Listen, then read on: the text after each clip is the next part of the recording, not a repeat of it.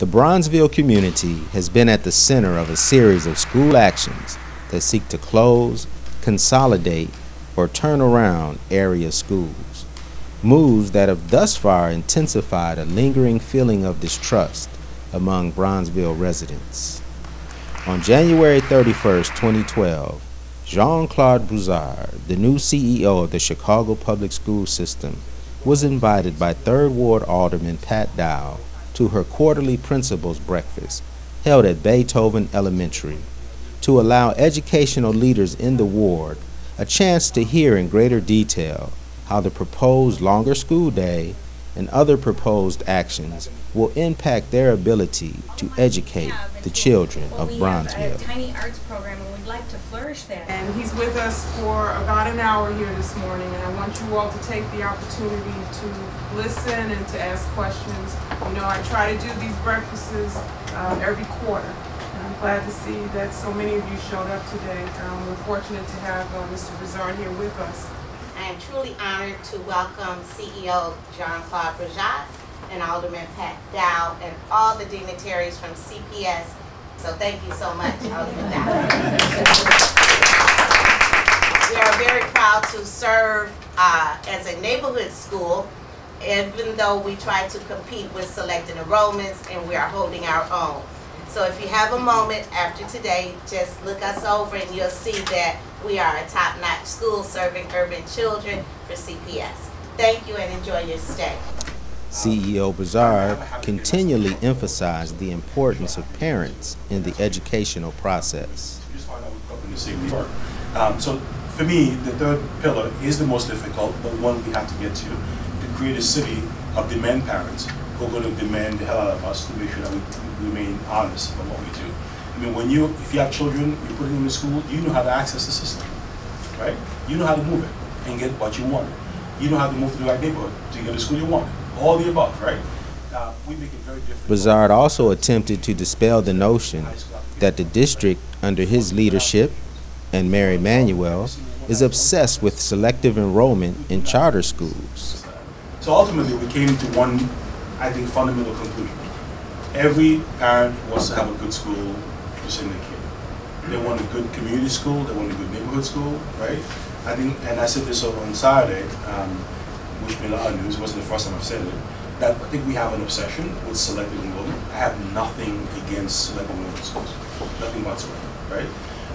We have people who want them, who are fighting for them, but I think people are fighting for them because they feel that they cannot send their kids to school on the corner where they live.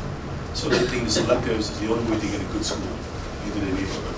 And we all know what that means when you have a selective enrollment, right? It means you're creaming off or you're selecting kids into a particular school. Again, nothing against them. I was part of the portfolio office in New York that expanded them in New York City. We went from 4 to about 11 over time in New York. But it wasn't the only thing that we did. He further emphasized that the success of neighborhood schools begins with the leadership, and that leadership begins with the principal. I tell people teachers matter, and they matter a lot, but the best gift you can give to a great teacher is a great principal. And without a great principal who really understands that the job is about creating a constellation of amazing teachers to do the work that has to be done, our work is lost. Once they close those doors, they're in charge. And unless they're lying... There were many questions from the attendees, particularly around the longer school day. My question is, in the past, areas and or networks help to support that effort. With our budgets being what they are this year, can we expect any additional support around that? Because what I think we're trying to do next year, some of us are already trying to do now and have been doing, but budgets were, considerably short. I know you know that. But in terms of helping us to make it through the end of the year, can we expect any additional supports from networks? So it's a good question. I don't have the answer to that because I don't know exactly the current level of funding you're talking about, where it comes from. So if your network right now is supporting you, I don't anticipate their budget being any less next year because they already have nothing. Despite the many questions left unanswered, the participants seemed to genuinely appreciate that Mr. Brizard took the time to communicate with them directly and to bring key members of his staff along as well. Good morning. Stephen Bourdais, principal at Mayo. Where are we in the conversation? Following the presentation, John Owens of Centers for New Horizons invited the principals to join with the Bronzeville Alliance to make a greater push to establish health and wellness teams in area schools. Council might want to adopt and do an aquaponics program. We have funding that will help you do that. Okay? We have a network of community gardens and a master gardener who can help a group of parents and children start and keep a community garden at your school going.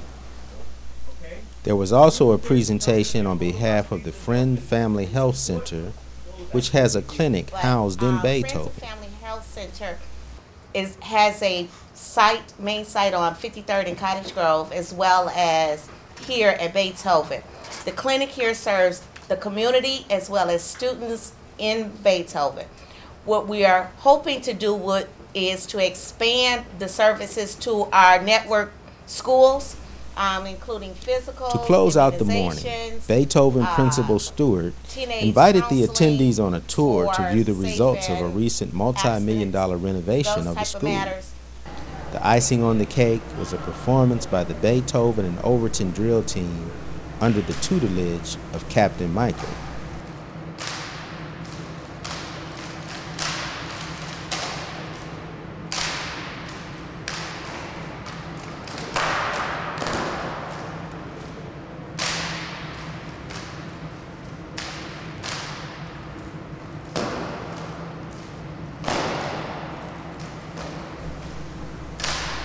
Whatever action CPS finally takes regarding area schools, it's clear that these students deserve a world-class, high-quality education, and it will take everyone, parents, teachers, administrators, politicians, business people, and all concerned residents to make it happen.